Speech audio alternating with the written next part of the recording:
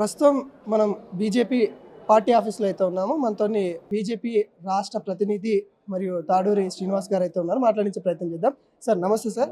తెలంగాణలో నిన్న అసెంబ్లీ జరుగుతున్నప్పుడు కూడా ఎంఐఎం సంబంధించిన ఎమ్మెల్యేలు వాకౌట్ చేసిన నేపథ్యాన్ని ఎట్లా చూస్తున్నారు? దుర్మార్గం అండి. రేవంత్ రెడ్డి గారి సమక్షంలోనే జరిగింది. సాక్షాత్ అసెంబ్లీలో జరిగింది. ఈ తెలంగాణలో రజాకార్లను పారదోలినాం, కానీ ఇవాళ ఈ ఎంఐఎం రూపంలో ఉన్న రజాకార్ రాజుని రేవంత్ రెడ్డి గారు ఓవైసీ కలిసి పరిపాలిస్తున్నటువంటి ఈ రజాకార్ల రాజ్యంలో కూడా వీళ్ళని పారదోలే రోజు వస్తుంది. రజాకార్ రాజుకు హటావ్, తెలంగాణకు బచావ్, కల్కే దిన్ బీజేపీకి లాయింగే, ఇన్ లోంకు భగాయింగే అన్నట్టు ఇప్పుడు ప్రజలు ఎదురు చూస్తున్నారు. సాక్షాత్తు వందే మాతరం గీతము దేశానికి స్వాతంత్రం తెచ్చిపెట్టింది. ఆ వందే మాతరం పాడుతుంటే యువత ఈ రోజు వరకు కూడా ఎంత ఉత్తేజపరితులు అవుతారు. ఆ రోజు దేశం స్వాతంత్రం వచ్చినందుకు కదా, పాకిస్తాను తర్వాత వచ్చిన తర్వాత కదా ఏర్పడ్డది. ఏర్పడ్డా కానీ వారి మూలాలు పెట్టుకున్న ఎంఐఎం ఈరోజు పాకిస్తాన్ అనుకూలంగా, పాలస్తీనా అనుకూలంగా ఆ రోజు పార్లమెంట్లో ప్రమాణ స్వీకారం చేస్తే ఆయన ఓవైసీ జై పాలస్తీనా అన్నాడు ప్రమాణ స్వీకారం తర్వాత. వీళ్ళేమో వందే మాత్రం ఇదైతుంటే మరి బైకాట్ చేసినారు. దీనికి వెంటనే స్పీకరు, ముఖ్యమంత్రి గారు, సిఎల్పి నాయకుడు ఆ ఇద్దరు కలిసి మరి స్పీకర్ ద్వారా వీరిని సస్పెండ్ చేస్తారా చెయ్యరా చూద్దాం. అందుకే ప్రజలు చూస్తూ ఉన్నారు. ఈ లోంకు భగాయింగే. అసలు ఈ రేవంత్ రెడ్డి సర్కార్ని కూడా వదిలేసి బీజేపీ సర్కార్ రేపు వచ్చిన తర్వాత మీరు చూస్తుండండి. ఇలా దారుసలాంకి వెళ్ళి పరిపాలన అవుతుంది. దారుసలాంకి వెళ్ళి ఆర్డర్లు వస్తున్నాయి, ఆదేశాలు వస్తున్నాయి, మౌఖిక ఆదేశాలు వస్తున్నాయి. సెక్రటరీకి వెళ్ళేమో లిఖితపూర్వకమైన జీవోలు వస్తే అవేమో గప్చుప్ అయిపోతాయి. కానీ దారుసలాంకి వెళ్ళి వచ్చే మౌఖిక ఆదేశాలు డైరెక్ట్ సీఎం మీదనే ఇస్తున్నారు వాళ్ళు. ఆ సీఎం గారు కూడా ఓవైసీ బ్రదర్స్ ఇచ్చే ఆదేశాలని తూచా తప్పకుండా పాటిస్తున్నాడు. అందుకే ఆయన ఒప్పుకున్నాడు. మొన్న ఏమంటాడు ఆయన, జూబ్లీహిల్స్లో నాది ముస్లింల పార్టీ అన్నాడు. రెండోది ఏమన్నాడు ఆయన, ఓవైసీ ఏమన్నాడు, ఓవైసీ బ్రదర్సు రావైనా రెడ్డి అయినా ఎవరైనా సరే నా దగ్గర గులాంగిరి చేయాల్సిందే అన్నారు. మరి ఆయన గులాంగిరి చేసి ఫామ్ హౌస్కి పరిమితమయ్యాడు. ఆయన నిజాం మంచోడని కేసీఆర్ గారు అన్నారు. ఇప్పుడు ఈయన రేవంత్ రెడ్డి నిజాం మంచోడు అంటున్నాడు. కేటీఆర్ ఏమో సాక్షాత్తు మునావర్ని తీసుకొచ్చి ఇక్కడ ప్రోగ్రాంలు పెట్టారు. ఇక వీళ్ళన్నీ అపీజ్మెంట్ పాలిటిక్స్ ప్రజలు చూసిరు. బీజేపీ వస్తుంది, వీళ్ళని బగాయిస్తుంది.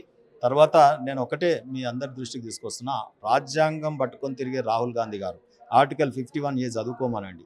ఇటువంటి జాతీయ గీతంకి రెస్పెక్ట్ ఇవ్వాలన్నా లేదా ఇవ్వకపోతే ఏం చేయాలి ఆర్టికల్ చెప్తుంది. మరి దాని ప్రకారం వెంటనే స్పీకర్ వీళ్ళని సస్పెండ్ చేయాలి ఎంఐఎం వాళ్ళని. ఎందుకు అంత బహిరంగ మొత్తం యావత్ తెలంగాణ కూడా చూస్తూ ఉంది అనే ఒక గీత జ్ఞానం లేకుండా ఇట్లా ప్రవర్తిస్తూ ఉన్నారంటే ఏం చెప్తారు? ఎంఐఎం మతమౌఢ్యులు ఏమంటాం, వాళ్ళకి ఈయన సపోర్ట్ ఉంది కదా. ఆయన కేసీఆర్ వచ్చినప్పుడు సపోర్ట్ ఇచ్చే, రేవంత్ రెడ్డి సపోర్ట్ ఇచ్చే ఇది నాదే సర్కారు, ఇప్పుడు నేనే ముఖ్యమంత్రి అని ఓవైసీ బ్రదర్స్ ఫీల్ అవుతారు. మరి అట్లా ఫీల్ అయినప్పుడు వాళ్ళకు ఇట్లనే అధికార మదం ఉంటుంది కదా. కాబట్టి ఆడొచ్చినా ఈయన వచ్చినా ఎవరు వచ్చినా వాళ్ళకు ఎంఐఎంకి మద్దతు. ఆయనే మాటల్లో చెప్పిండుగా, ఏ సర్కార్ అయినా ఆయన కార్ స్టీరింగ్ నా దగ్గరే ఉంది అని. ఇది కూడా రేవంత్ రెడ్డి ప్రభుత్వం మేముంటేనే నడుస్తుంది అని అది క్లియర్గా చెప్పే. అందుకే ప్రజలు ఏమనుకుంటారు అంటే, ఇక వీళ్ళ ముగ్గురిని బంగాళాఖాతంలో పడేసి మూసీ నదిలో ముంచేసి ఇక రేపు రాబోయే కాలంలో బీజేపీ సర్కారును తెచ్చుకుంటారు. ఈ ముగ్గురిని కూడా మనం అప్పుడు బైకాట్ చేయమని చెప్తాం. ఒకటి బీజేపీ విధి విధానం పైన, ముఖ్యంగా మందుల సామాన్లు చేసిన వ్యాఖ్యల పైన, తన ఇంటిపైన దాడి చేసిన సారీ చెప్పిన తర్వాత కూడా మరి ఎందుకు బీజేపీ దాడి చేస్తూ ఉంది, దాడుల్ని ఏ విధంగా చూడొచ్చు, ఒక అవమానంగా కనిపిస్తూ ఉంది అన్నట్టుగా ఇటు మంత్రులు చెప్తా ఉన్నారు కదా, దాన్ని ఎట్లా చూస్తాను? ఇప్పుడు భారతదేశంలో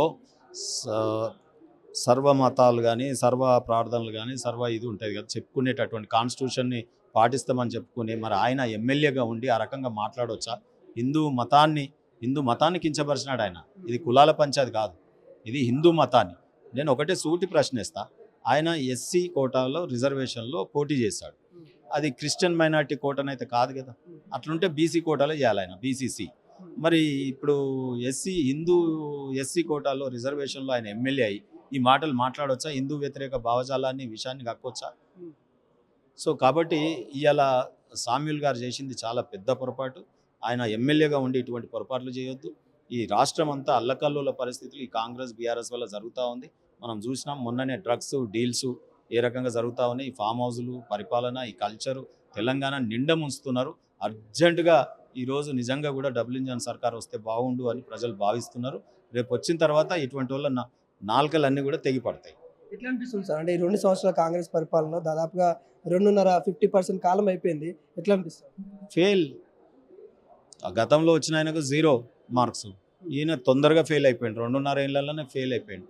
కాబట్టి ఈ ఫెయిల్డ్ సర్కార్ని ప్రజలు ఇంటికి పంపించే రోజులు వస్తూ ఉన్నాయి. ప్రత్యామ్నాయం అంటే ఏంటంటే తెలంగాణ బీజేపీ ఇంకేముందో చెప్పండి. ఇంత పెద్ద నేషనల్ పార్టీ, ప్రపంచంలో పేరెనిక పార్టీ, ఇవాళ ఇంత మెంబర్షిప్ ఉన్న పార్టీ, ఈరోజు దేశాన్ని హాట్రిక్స్ ప్రధానమంత్రి గారు ఇవాళ జియో పాలిటిక్స్లో ప్రపంచంలోనే భారతదేశాన్ని ఒక సగౌరవంగా నిలబెట్టి, ఇంత పెద్ద క్రైసిస్ వచ్చినా కానీ, ఎంత పెద్ద క్రైసిస్ వచ్చినా ఉక్రెయిన్ రష్యా యుద్ధం వస్తే యుద్ధాన్ని ఆపి మన దేశ ప్రజల్ని కాపాడుకున్నటువంటి ప్రధానమంత్రి ఉండగా ఇవాళ గ్యాసు, పెట్రోలు, డీజిలు, ఇవాళ ఇరాన్కి వెళ్ళి మనకి సంబంధాలు, ఇంత యుద్ధ వాతావరణంలో కూడా తను లౌక్యంగా ఏమి మాట్లాడకుండా సడిసప్పుడు లేకుండా మనకు మంచిగా అన్ని కార్యక్రమాలు చేసుకుంటున్నామంటే ఎంత హుందాగా వివరిస్తున్నారు. ఆయన అల్లరి చిల్లరగా మాట్లాడే ప్రతిపక్ష నాయకుడు ఎల్ఓపి, ఆయన విదేశాంగ మంత్రి చేయలే, పరిశ్రమల మంత్రి చేయలే, పెట్రోలియం శాఖ మంత్రి కాదు, గతంలో ఏ రకమైన శాఖ నిర్వహించాలి, కాంగ్రెస్ ప్రెసిడెంట్ని చేస్తే కూడా ఓడిపోయినా అని రాజీనామా చేసి వాళ్ళ అమ్మకి అంత పాపం ఏజ్ బాగలేకపోయినా కానీ మళ్ళీ అమ్మకే ఒప్పజెప్పి పార్టీని ఆయన ఎక్కడో విదేశాలు తిరగడానికి పోయిండు. ఆయనకి ఏం తెలుసని ఈ దేశం గురించి అన్ని విధాలుగా అర్థం చేసుకొని అవపోసన పట్టినటువంటి ప్రధానమంత్రి ఈ దేశ భద్రతని చాలా చక్కగా చూస్తూ ఉన్నారు. కాబట్టి మోడీ లాంటి ముఖ్యమంత్రి ఇక్కడ కూడా ఉంటే బాగుంటుంది, అటువంటి ప్రధానమంత్రి గారు ఇక్కడ ఒక ముఖ్యమంత్రిగా అటువంటి భావజాలం ఉన్నటువంటి వారు వస్తే బాగుండని బీజేపీని రేపు గెలిపించుకునే ప్రయత్నం చేస్తారు. బీజేపీ ముఖ్యమంత్రి గోల్కొండ కోటలో జెండా ఎగరేస్తారు. మా రామచంద్ర గారి నాయకత్వంలో రేపు విజయ దుందిబి మోగుతుంది. కాంగ్రెస్ కర్ణబేరి తెగిపోతుంది.